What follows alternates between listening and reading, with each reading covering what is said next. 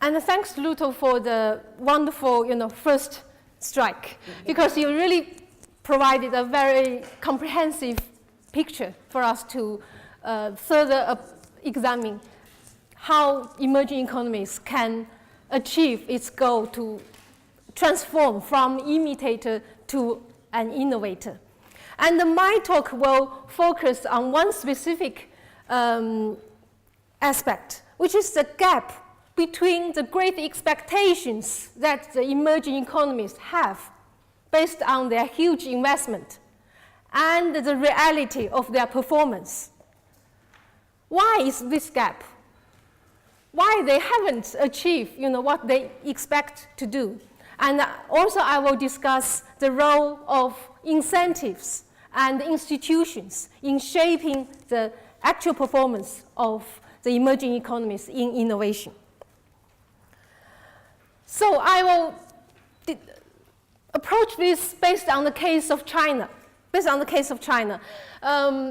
of you must have already noticed that China has, since the late 1990s, have invested heavily in research and development. And China's R&D expenditure has grown very rapidly, which I can call it exponential, grow very rapidly. And this is,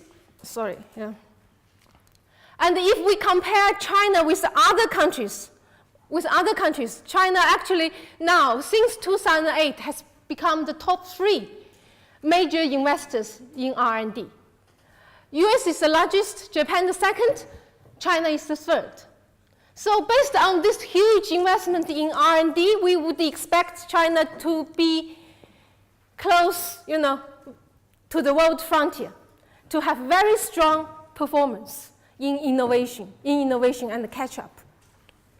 And this is the expected performance of China according to its R&D expenditure.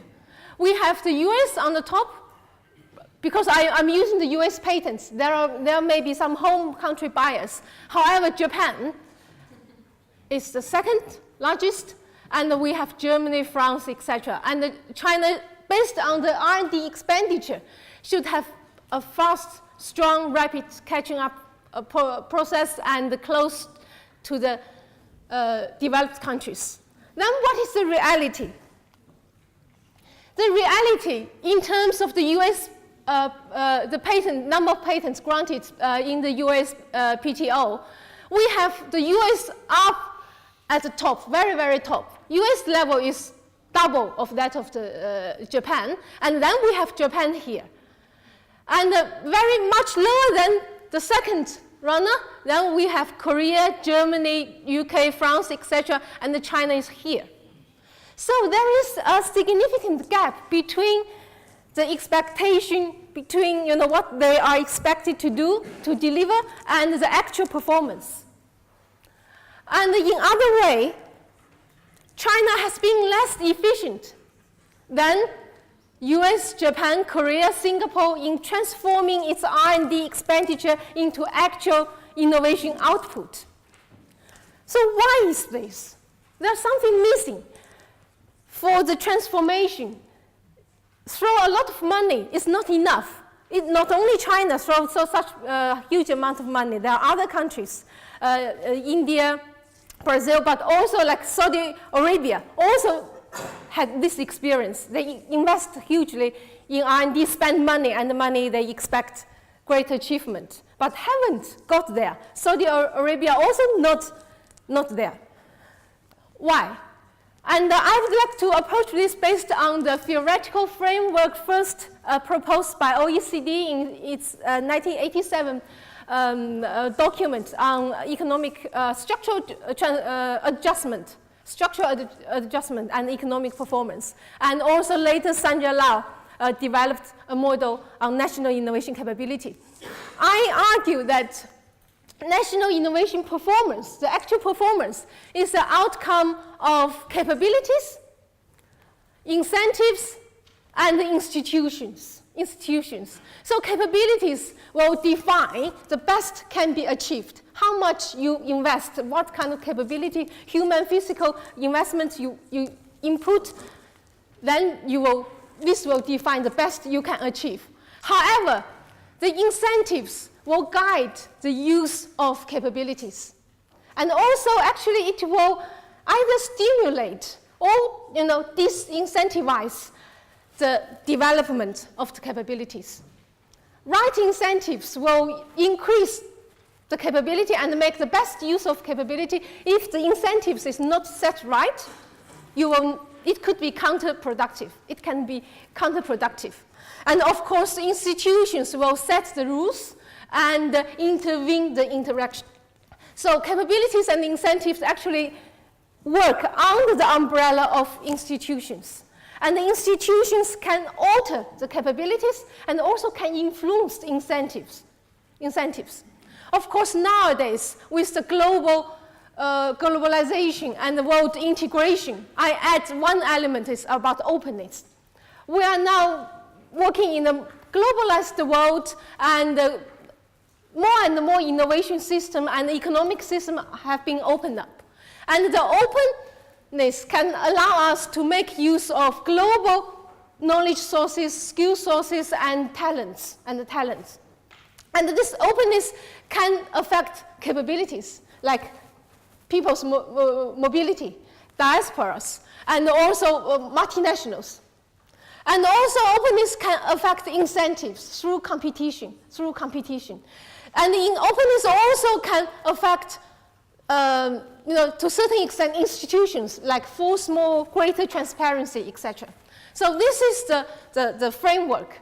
And what some of the emerging economies, like China, has done is they have paid great attention to capabilities to invest hugely in R&D, in innovation, but have not paid enough attention to incentives, or some of the existing incentives are counterproductive. I will later explain. Counterproductive. And these incentives can come at macro level, like the macroeconomic system, competition policy, exchange physical policy, all this, but also at the firm level, at macro level, like human resource management, evaluation, appraisal, all these methods and practices can be used, to incentivize creativeness of the researchers and also use the best, guide the best use of the resources. However, this has been missing from our discussion about innovation. Nobody talk about this. So this has been ignored. And also product market competition also is very important. This is more serious in China, because in China is kind of still in the transition period. So some sectors are open for free competition, but some sectors are still protected by the state. And there are monopolies, like in the banking sector, in the telecommunication sector, there are only several large state-owned firms. So market entry is not free. It's not free.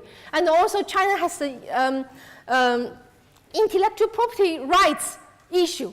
It needs to pay more attention.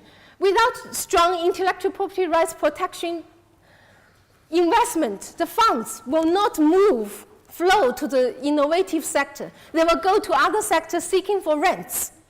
Go to the real estate sector, because I innovate, people easily can imitate me. Why should I innovate, take risk, and why not go into the real estate sector or some sector protected by the government, and I can seek rents. So these are the issues about incentives. And let me quickly come to the final slide. Because of time constraint, I set 5 minutes, so I think myself should follow the guide. So I only focus on the incentives issue. The incentive for China, one of the challenges is really to strengthen and adjust its incentive system for innovation at multiple levels.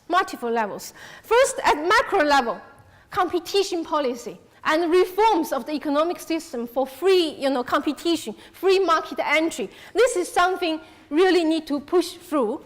Without this, firms will hide in the monopoly sector and all seeking for rents, and the funds and the resources will not flow to the most innovative sector. So this is, and also IPR issue I have already mentioned. At the meso level, about the R&D funding system, the project funding system and the management system, appraisal methods and auditing should also follow up.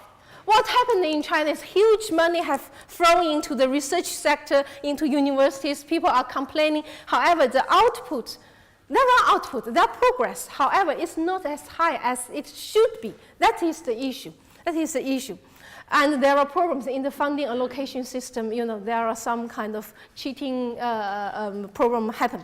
And also at the micro level, the use of human resource management practices to encourage, to nurture creativeness and also efficient use of funding. Like first, I think I echo Luto's suggestion. First is the wage system. I think we should set the wage higher in for the scientists and the engineers. Nowadays in China, the brightest students all go to the business school study finance. Computers department get some talents, but many of the basic science department lose the talent. I think the wage system need to be set right. Second, the appraisal system, the reward system, and the promotion criteria. If you are promotion only based on number of papers, people don't pay attention to technology transfer. One of our students working on Chile's innovation system found the same problem. If you stop at the number of patents as the evaluation criteria, people don't engage in transfer because transfer doesn't count into academics promotion criteria. So all this need to pay attention. Finally, it's the tolerance to failure. In the fast growth economy like China, people seek for short-term success, including the promotion evaluation criteria. They need to publish 3 papers per year at high quality journals, which is really not realistic, and not enough tolerance to failure. Failure will be punished rather than allow some failure to achieve greater groundbreaking in innovation. Finally, I want to say one thing I think is very important. Yeah, it's I'm sorry. Tolerance is being tested here. Okay. About honesty and reputation. I think for all this to work, we need honesty. We need to treasure this. If you can lie and the lie is not punished, then people will continue to lie, and this human resource, criteria will not work. So that's all. I finished. Thank you. Sorry.